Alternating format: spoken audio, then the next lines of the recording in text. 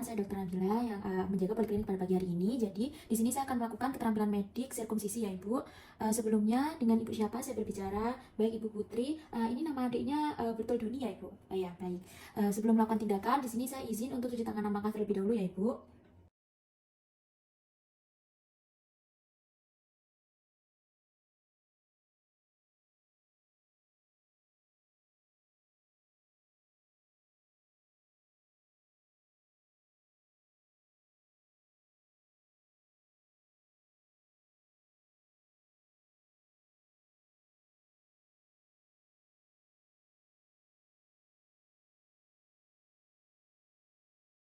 Kemudian setelah melakukan cuci tangan 6 langkah, di sini saya akan memakai sarung tangan steril. Setelah itu, di sini saya akan melakukan desinfeksi penis dan juga sekitarnya dengan cairan desinfektan dari umbilikus sampai ke proximal femur.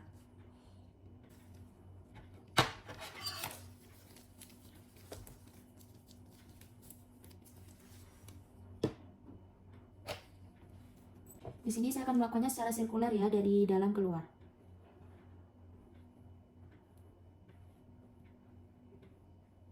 Setelah itu saya akan membuangnya ke tempat sampah. Setelah itu saya akan lanjut dengan memperkecil lapang pandang menggunakan kain dak steril.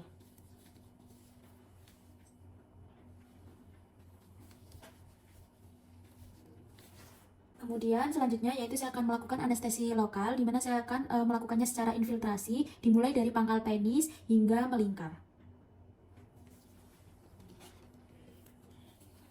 Di sini saya akan menusuknya menggunakan jarum yang sudah diisi dengan cairan anestesi.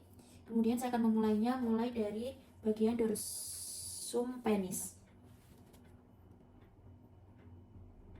Kemudian saya akan melakukan aspirasi, tidak terdapat pendarahan, maka anestesinya sudah benar. Pada sisi yang lain, hingga melingkar. Jika selesai, tutup jarum menggunakan penutup awalnya. Kemudian buang ke tempat sampah. Kemudian di sini tunggu 3-5 menit dan pastikan anestesi lokal sudah bekerja. Untuk ngecek anestesinya sudah bekerja atau belum, yaitu saya akan mencoba untuk mencubit bagian penis menggunakan klem. Adek, apakah ada rasa sakit? Jika sudah tidak ada, berarti anestesi sudah bekerja dengan baik. Kemudian selanjutnya yaitu saya akan menarik prepusium ke proksimal untuk melihat adanya pelengketan atau tidak antara prepusium dengan gland penis. Di sini saya menggunakan klem. Dan saya melihat apakah terdapat pelengketan atau tidak. Saya akan melakukan secara memutar.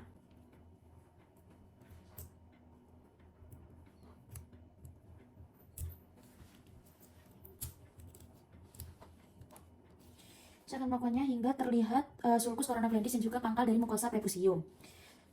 Setelah itu, smegma dibersihkan seluruhnya dengan kasa yang sudah dibasahi dengan povidone iodin sampai bersih. Saya akan mengembalikan lagi prepusium ke bentuk awal jika memang tidak terjadi pelengketan.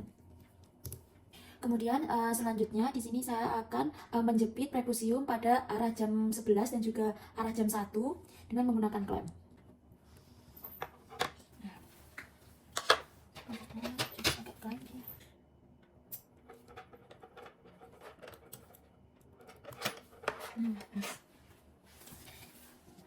Kemudian saya akan melanjutkan reseksi prepusium di sepanjang tanda garis yang telah digambar melingkar sampai kulit prepusium lepas. Frenulum tidak boleh direseksi.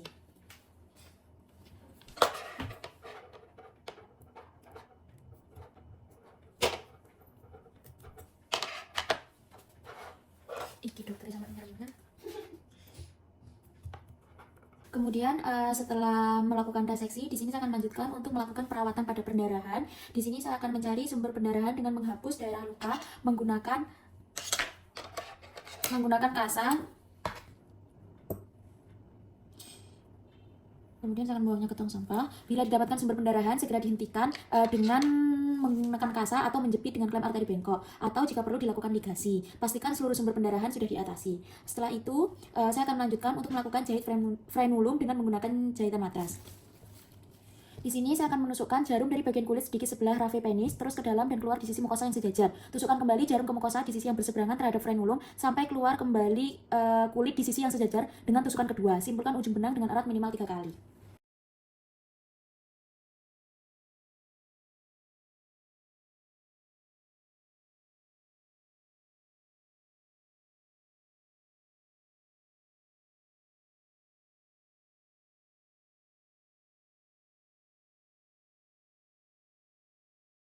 Selanjutnya yaitu saya akan melakukan jahit mukosa dan kulit. Di sini saya akan memastikan tidak ada lagi pendarahan aktif. Penjahitan dilakukan antara bagian ujung sisa mukosa dan juga tepi kulit. Jahitan dilakukan secara simpul dimulai pada arah jam 12, 3, 9 dengan jahitan matras horizontal. Kemudian lakukan jahitan simple interrupted di arah jam 2, 4, 8, dan 10.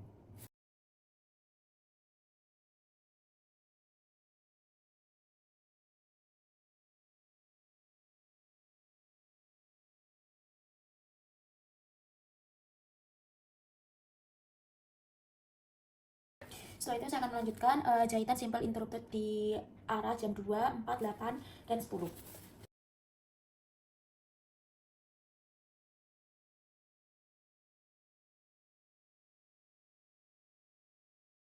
Dan telah selesai, di sini saya akan membalut luka dengan betadine.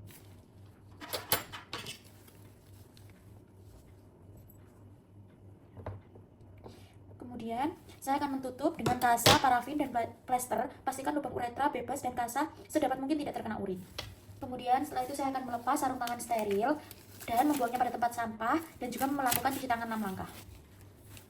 Kemudian saya akan mencatat tindakan pada rekam medis yang berkaitan dengan jumlah jahitan, jenis benang, dan juga sebagainya. Kemudian untuk obatnya di sini untuk analgetika saya akan memberikan asamefenamat 500 mg 3 kali 1 per oral dan juga sebagai antibiotiknya ada amoxicillin 500 mg 3 kali 1 per oral. Kemudian di sini juga saya akan mengedukasi kepada pasien mengenai luka yang dalam waktu 3 hari ini tidak boleh terkena air. Bila terjadi pendarahan maka segera kontrol ke dokter.